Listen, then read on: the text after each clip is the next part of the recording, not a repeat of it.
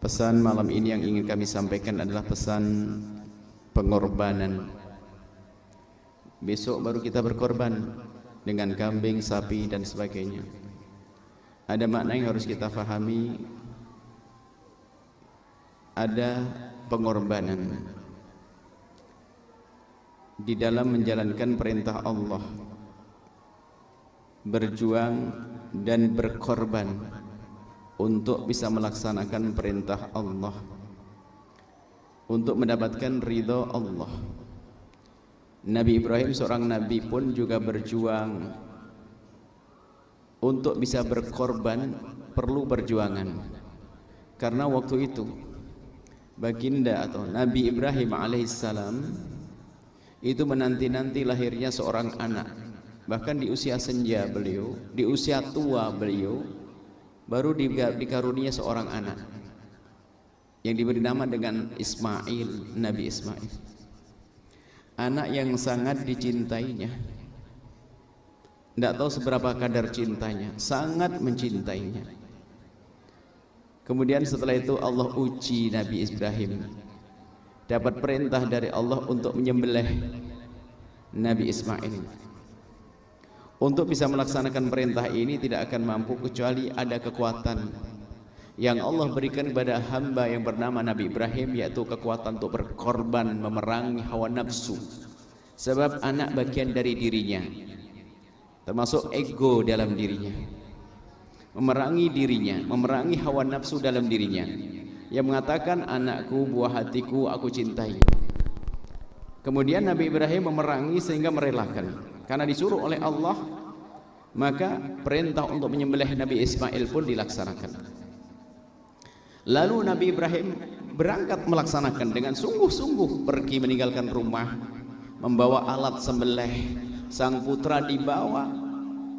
Dan sampai di sini menunjukkan bahwasanya Nabi Ibrahim telah sukses memerangi hawa nafsu di dalam dirinya, sehingga merelakan anak yang sangat dicintainya. Dan ternyata kalau diserahkan kepada Allah, tidak diambil oleh Allah, akan dikembalikan oleh Allah, diganti oleh Allah dengan domba. Dan Nabi Ismail selamat.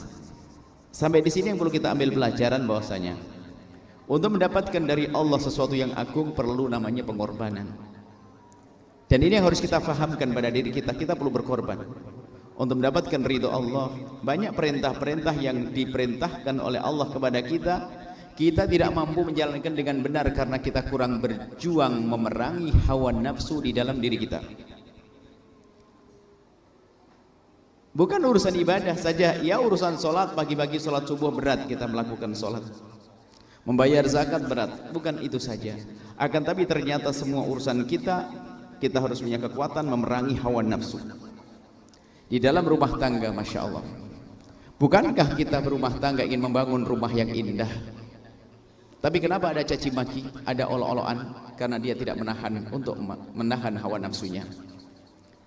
Marah selalu ada dalam hidup, karena kita masih di dunia. Ada sesuatu yang membuat kita marah, kecuali nanti di surga nggak ada yang membuat kita marah. Semuanya indah. Selagi di dunia, sebaik apapun seorang manusia, ada kadang perilaku yang membuat kita marah. Namanya manusia. Atau memang kita itu rusak hati sehingga suka marah-marah. Itu dalam hidup. Tapi untuk menyelesaikan itu semuanya adalah jihad nafsi, memerangi hawa nafsu. Tahun ini kita jadikan tahun keindahan, memerangi hawa nafsu, yang menjadikan rumah tangga retak, rumah tangga cekcok, ribut, akan menularkan permasalahan kepada anak keturunan. Tolonglah wahai para suami, istrimu adalah manusia, tentu ada kesalahannya. Akan tapi bukan berarti langsung kita melampiaskan amarah kita, emosi kita kepada istri. Wahai para istri, suamimu manusia biasa, tentu ada kesalahan.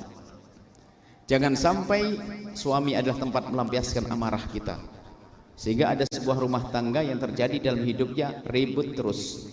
Itu orang bodoh yang tidak memerangi hawa nafsunya. Padahal kalau kita bertahan sejenak, di saat pasangan kita memicu emosi kita, melakukan kesalahan yang membuat kita marah, kita tahan sejenak, kita tahan sejenak, kita tahan sejenak, akan hilang itu nanti. Emosi akan hilang, akan berubah menjadi kasih sayang. Maka ini yang harus kita fahamkan pada diri kita. Jangan dikit-dikit nuruti hawa nafsu, hawa nafsu. Termasuk hidup susah itu karena hawa nafsu. Hawa nafsu. Ini gara-gara, mohon maaf, ini hari ini kita guyonan juga, gara-gara mohon maaf, setiap pagi ngelihat di handphone untuk belanjaan melalui online itu, lihat. Itu akhirnya lihat hidup jadi susah, gajinya nggak cukup-cukup. Kenapa? Harus belanja sesuatu yang tidak harus dibeli. Melihat barang-barang melalui handphone, sehingga yang di rumah tuh barang bagus menjadi seolah-olah jelek, tidak bisa bersyukur kepada Allah, sehingga nuruti hawa nafsunya, sehingga yang rusak rumah tangganya, ekonomi jadi sempit seolah-olah, padahal tidak sempit. Yang bikin sempit adalah kita sendiri, yang menjadikan rumah tangga sempit, rezeki kita sendiri. Akan tapi di sana ada orang yang gajinya hanya ratusan ribu, akan tapi ternyata hidupnya enak. Karena apa? Membatasi dirinya untuk tidak mengikuti hawa nafsu, untuk belanja apa saja yang dilihat.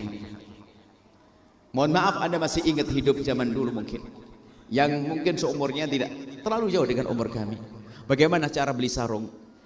Sarung itu kalau robek dijahit loh ya. Baju dijahit, hari ini baju robek sedikit dibuang. Beli sarung, Masya Allah, sarung kalau 6 bulan naik ngepir itu. Makan Masya Allah dengan nasi putih, dengan telur dadar campur tepung dan sebagainya, sudah enak dan sebagainya. Hidup sangat sederhana, sangat mudah. Akan tapi hari ini gara-gara kita nonton kehidupan yang Masya Allah berfoya-foya, akhirnya kita ingin mengikuti gaya hidupnya orang. Apa yang terjadi? Kita seolah-olah merasa terpuruk, padahal kita sudah punya, kita cukup.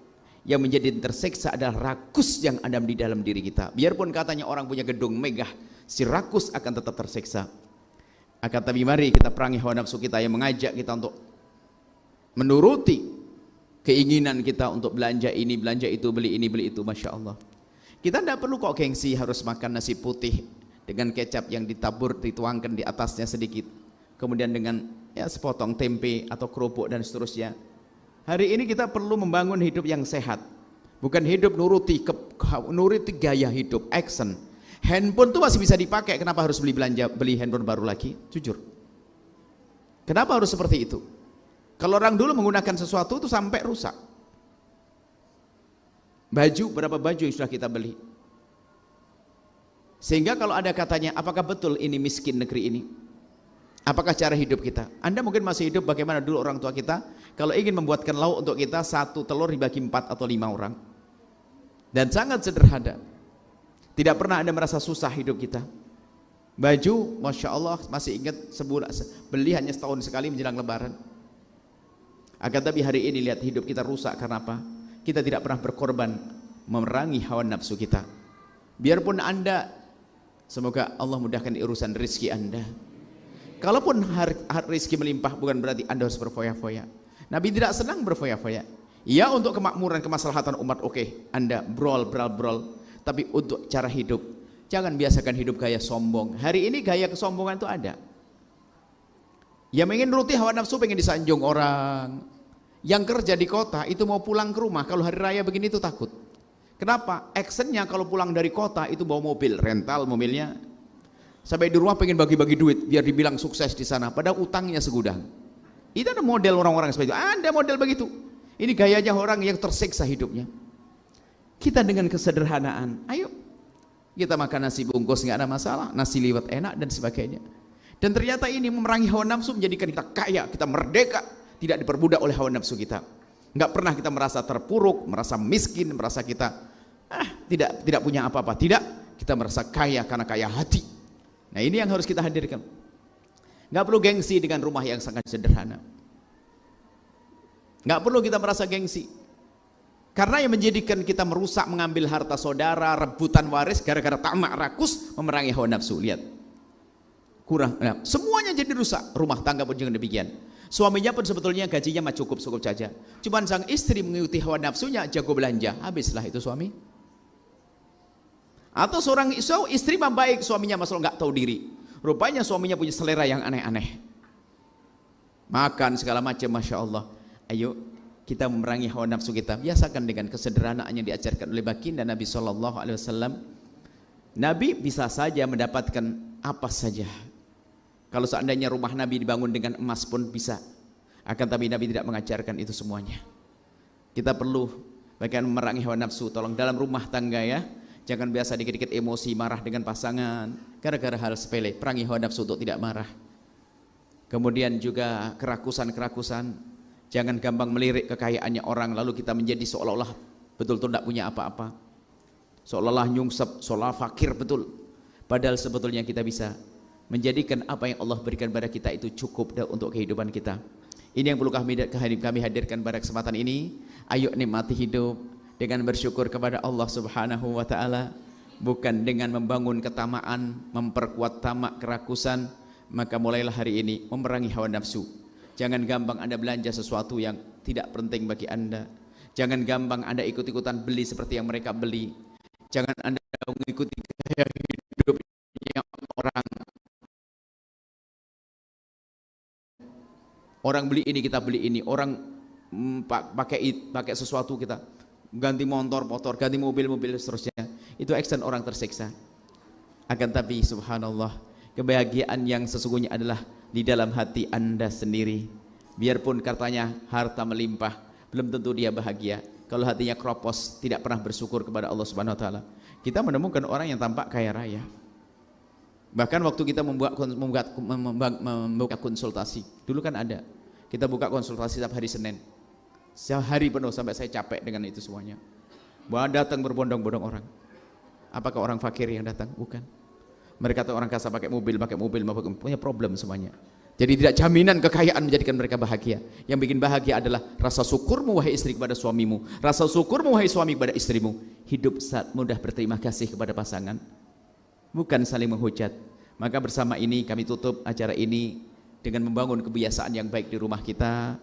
Tutur kata yang indah di rumah, jangan biasa mencaci, jangan biasa merendahkan. Kalaupun pasanganmu membuat kamu kesel, jangan tahan hati. Kita adalah berkorban, memerangi hawa nafsu untuk tidak membalas itu semuanya dengan kasar, tidak ikut mencaci dan mengolok. Kemudian setelah itu jangan biasa marah-marah yang enggak jelas. Kemudian setelah itu bagaimana kita biasakan dengan kesederhanaan di rumah kita. Ayo, jangan gengsi ya. Kalau harus pergi ke pasar nawar, saya pandai nawar. Tapi kalau nawar jangan bikin tersiksa orang pasar. Nawar dong enggak beli-beli nih, ngaco. Akan tapi jago nawar, tapi mohon kita pergi, tidak perlu harus ke pasar yang modern. Pasar tradisional kadang lebih murah kok. Kami ingat kok di Cirebon ini bagaimana waktu saya senang rebung waktu itu. Cari rebung itu bambu yang bikin sayur. Saya pergi ke Kali Tanjung, saya pergi ke Jaga Satu, nggak ketemu. Ketemunya di Pleret situ rupanya. Nah ini saya tahu nih waktu itu. Jadi mohon maaf ya, kita ini perlu membiasakan dengan sederhanaan. Jangan action deh, malu. Action malu.